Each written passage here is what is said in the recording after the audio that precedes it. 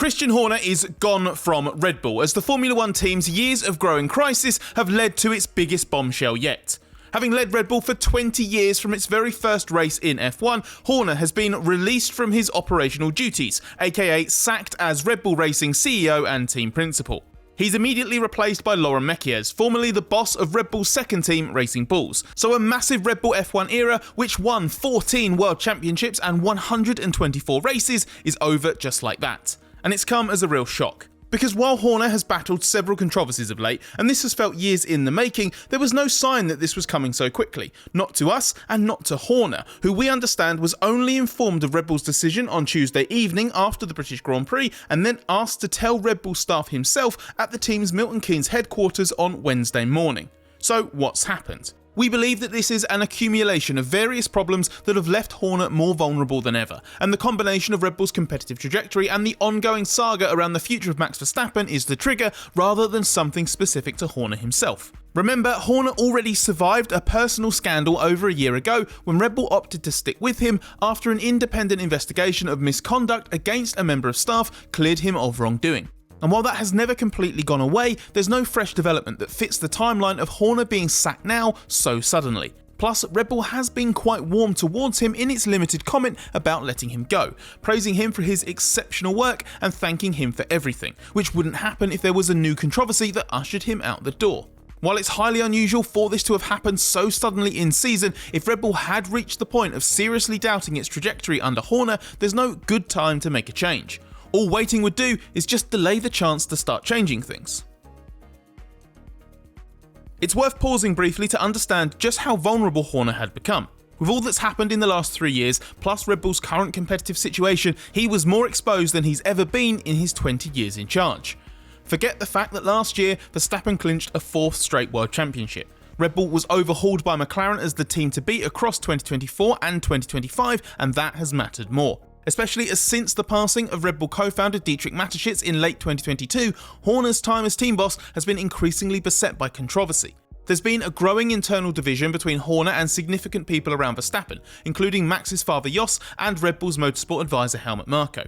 They have been critical of how much control Horner has amassed of the Red Bull F1 program and its associated businesses from Milton Keynes, and Red Bull's parent company has also had concerns that too much power within Red Bull had shifted to Horner's side. It's no coincidence that 2 senior Horner allies have left the team at the same time as him. Group Chief Marketing and Commercial Officer Oliver Hughes and Group Director of Communications Paul Smith were Horner appointments, and someone very close to the situation has told us Red Bull has removed them to start splitting up the areas where Horner had centralised control. In addition to that power struggle, Horner has watched key personnel like technical guru Adrian Newey, sporting director Jonathan Wheatley, and chief engineering officer Rob Marshall all leave, with strategy head Will Courtney set to join Marshall at Red Bull's main rival McLaren next year too. Installing a new trackside hierarchy doesn't seem to have had the desired effect, with someone senior at Red Bull telling us as recently as the British Grand Prix, which turned out to be Horner's last weekend in charge, that there is a leadership void in the garage and among the engineering team. And as we've already mentioned, Horner was embroiled in a personal scandal last year. Frankly, something like this has been coming since Mateschitz died. It didn't feel like both Horner and Marko would continue at Red Bull, and that's not because of Marko's age. Between the power struggles, the persistent sniping, the top-level talent drain, and the relentless speculation over Verstappen's future, Horner has been dodging bullets left, right and centre for the best part of 3 years now. And while it wasn't obvious in terms of results given how Red Bull dominated 2023, the team has been fighting a decline during that time. And now it's not just slipped from that peak, it's tumbled down the other side.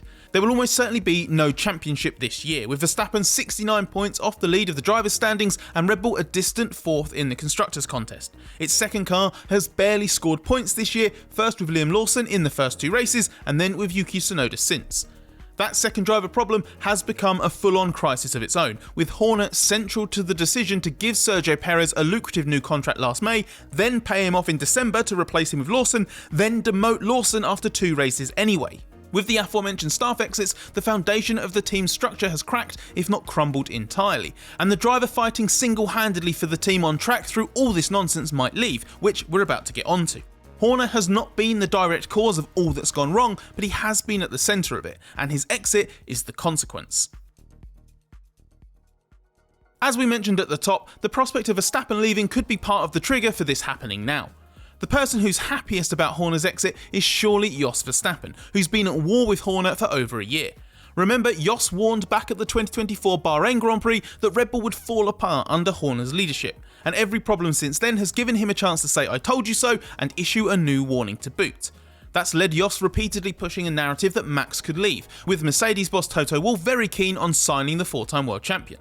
There were very publicly talks last season, and there are conversations ongoing again this year.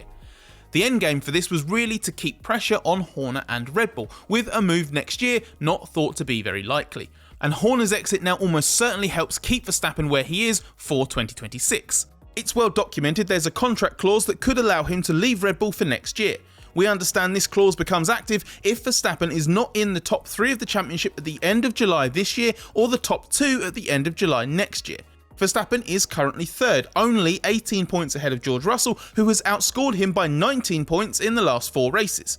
If that clause is to be the way Verstappen escapes Red Bull, then Red Bull would be very alert to the threat. And if Max wanted out, Red Bull would probably struggle to get him to stay anyway.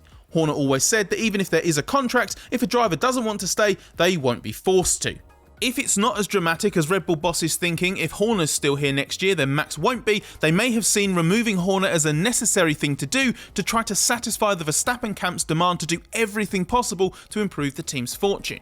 While Max himself has never publicly called for Horner to go, he's also never been a particularly strong ally. Verstappen has had many concerns about the way Red Bull's managed certain things, like sacking his teammates and not doing enough to take his development concerns seriously even when he was winning regularly. And Horner's exit breaks up his alliance with technical director Pierre Vacher, someone who the Verstappen camp has privately worried for a while didn't know how to address the car's weaknesses. The key question now is whether this will stop the rot or if Red Bull's decline is irreversible. Horner's been in charge of Red Bull since the energy drinks company bought Jaguar and rebranded it for the 2005 season. He led Red Bull to 2 dominant periods, first with Sebastian Vettel winning 4 straight titles from 2010 to 2013, and most recently with Verstappen doing the same from 2021 to 2024. So while the bad times have got quite bad indeed in a lot of different ways, this was hard for Red Bull to do. Horner was synonymous with the team and key to the push to establish its own engine division, which Horner was also in charge of. His fingerprints are all over Red Bull's F1 empire.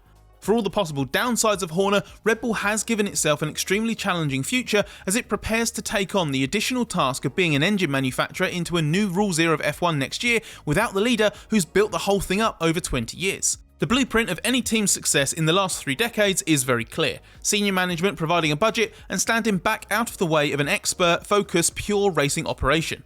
Horner's Red Bull was perfect for that, with he and Marko given almost complete freedom in the Mateschitz era to just run a mega F1 team in the company's name. But it has lost a degree of independence post-Mateschitz as Red Bull transitioned into a more conventional corporate management style, and Horner's had trouble keeping his head above water as more and more problems have surfaced, some of them entirely of his own making. That means stepping into Horner's shoes as Red Bull team boss is no easy task for anybody, but in Laurent Mekies, the team has at least chosen someone who is perhaps as best prepared as you can be. Mekies is not only well versed in the challenges of leading an F1 team, having run Racing Bulls for the last 18 months, but he also grasps the brutality of paddock politics and understands the inner workings of Red Bull itself. Having previously acted as the number 2 man at Ferrari before joining Racing Bulls, he's helped reshape the second Red Bull team into one that is moving forwards, and he's done it in a way that has been quite below the radar to the outside. He's not one for playing games or trying to grab the spotlight, hence a relatively low profile across the board. In that respect, he is the opposite of Horner, who is still a loss to Red Bull and probably to F1 simply for how big a personality he was and how much he'd become part of modern F1's fabric. But maybe something very different is what Red Bull and its star driver needed at a time when, whatever the exact cause, the old way of working seemed to be leading the team on a one-way decline.